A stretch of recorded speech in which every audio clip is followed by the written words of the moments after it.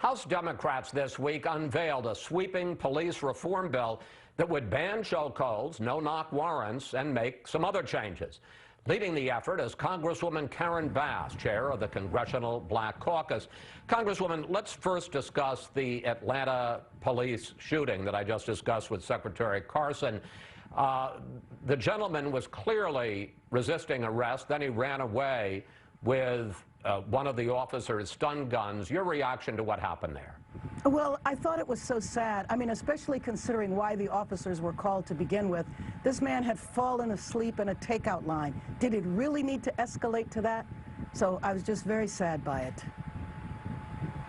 Well, you say it didn't need to escalate to that, but it did. And I guess the question really becomes, and let's talk about some of your reforms, some of the measures that you call for in your legislation, a ban on chokeholds, lifting qualified immunity to make it easier for people to sue police.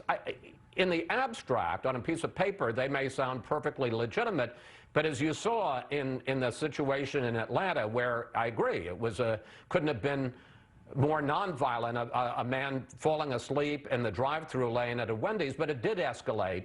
Do you worry about tying the hands of police who get into realistic situations in the street where things spin out of control?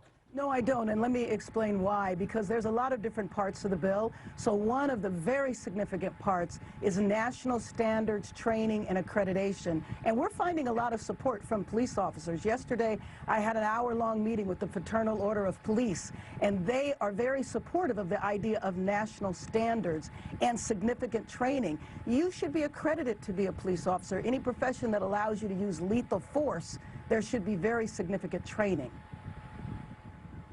Congresswoman, we've unfortunately seen this play out too many times before. The death of a policeman, of a individual, black citizen, at the hands of policemen, protests, sometimes looting or violence, demands for reform, and in the end, not much changes. As I've been saying this week, George Floyd ended up dead. How confident are you that this time will be different than all those other times in the past, and how much are you willing to compromise to get the legislation that you've advanced in the House through the Republican-led Senate and then signed by the President? Sure. Well, you know, at the end of the day, you know, legislation is always about compromise, but I am extremely hopeful this time, and I've been doing this work for years, decades actually. But the difference now is that there is a significant awareness.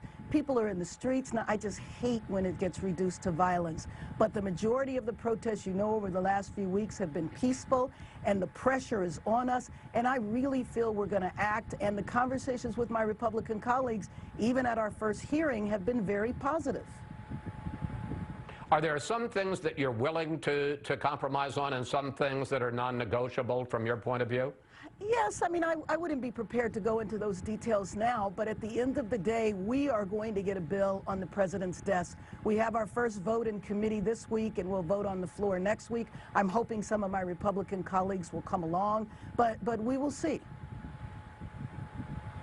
I want to play something that President Trump said this week. Here he is.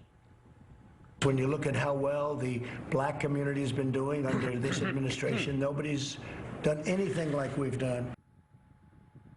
You know, I mean, before the coronavirus, yes. if I may ask the question first, Congresswoman, before the coronavirus, the unemployment rate among blacks was at a historically low level. The President pushed and signed major criminal justice reform, and he also approved a bill to make permanent federal support for historically black colleges.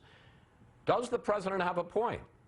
I think he has a very minor point, truthfully. It pains me every time I hear him talk about the unemployment rate. I would give him credit if there was some policy, some program that he put in place that contributed to that. The unemployment rate for African Americans prior to COVID was dropping because of the economy. And I congratulate him for signing legislation that people had worked on for many, many years. But it's not as though he came to Congress and said, let's do criminal justice reform. I want to fund historically black colleges. He signed legislation that we put before him. But I also look at all of the policies he's done, all of the statements that he's made that have been harmful to African Americans. And if you look at the balance, I'm sorry, it does not balance out. Well, let me ask you about this. Here's what the president had to say this week about race relations in this country. We'll make no progress and heal no wounds by falsely labeling tens of millions of decent Americans as racist or bigots. Don't Democrats run the risk of leaving the law and order argument to the president and what he can conceivably do with that against Democrats in the 2020 election? Well, I mean, I actually don't think so, because I haven't met a Democrat in Congress that thinks that we shouldn't have law and order. I mean, what has gone on in the streets, there's nobody congratulating that. I hate when that happens because it takes away from the real issue, and it allows people who are not interested in reform to shift the conversation. That was a conversation where he was supposed to be talking about healing race relations, and he couldn't even do that for a couple of minutes. He had to go in that direction. Before you announced, you and House Democrats and also some Senate Democrats announced your police reform measure this week, you and the other congressional leaders kneeled in the Capitol. Officer Chauvin was on George Floyd's neck. All of you, black and white, wearing African cloth stoles. And frankly, you got hammered by some people on the left for, quote, cultural appropriation and virtue signaling. Congresswoman, that was reportedly your idea. Was it a mistake? No. You know what? It's without context. This has been a tradition in the Congressional Black Caucus to wear the kente stoles. We do that all the time. And I will tell you, it was really something kneeling for 8 minutes and 46 seconds. It felt like an eternity. And it really registered the point on all of us that that officer did that looking straight at the camera, which meant he felt complete impunity. He really didn't care that he was being photographed. And when we got up, the sense of heaviness that we felt in terms of our responsibility to deliver. And it was a significant moment. Finally, I want to ask you about what is going on in Seattle, Washington right now, where protesters have taken over 6 square blocks in downtown Seattle, and the Democratic governor and mayor have let them do so and have largely abandoned a police station. Do you have any problem with that, Congresswoman? Well, I mean, honestly, I'm not sure what's going on in Seattle, but I think that there are a lot of people in a lot of communities that want to come up with better solutions around public safety. And let me tell you what we have in common very much with the police. You hear police all the time say, we are police officers, don't put us in a position of solving society's problems.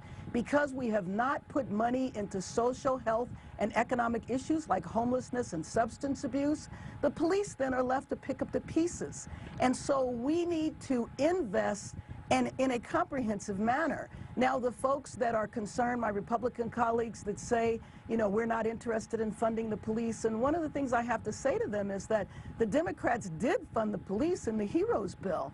And so if they're concerned about police officers having the resources that they need, then they need to help the Senate pass that bill so that local governments can receive the resources. That money goes to first responders. So one of the things that I like about our bill is that we do put money in for community-based organizations to receive grants to figure out creative solutions for public safety. But Congresswoman, and I've got less than a minute left, I got to push back at you on Seattle, because the police chief in Seattle says she wants to go back in. She doesn't like the idea of 6 blocks in downtown Seattle having no police in it and response times being tripled, and she's being stopped by the Democratic mayor and the Democratic governor. Don't you have a problem with that? Let me just tell you, I believe that we need to fund the police. If they need to have the police back in Seattle, they need to have the police back in Seattle. I don't support removing the police, so let me be clear about that.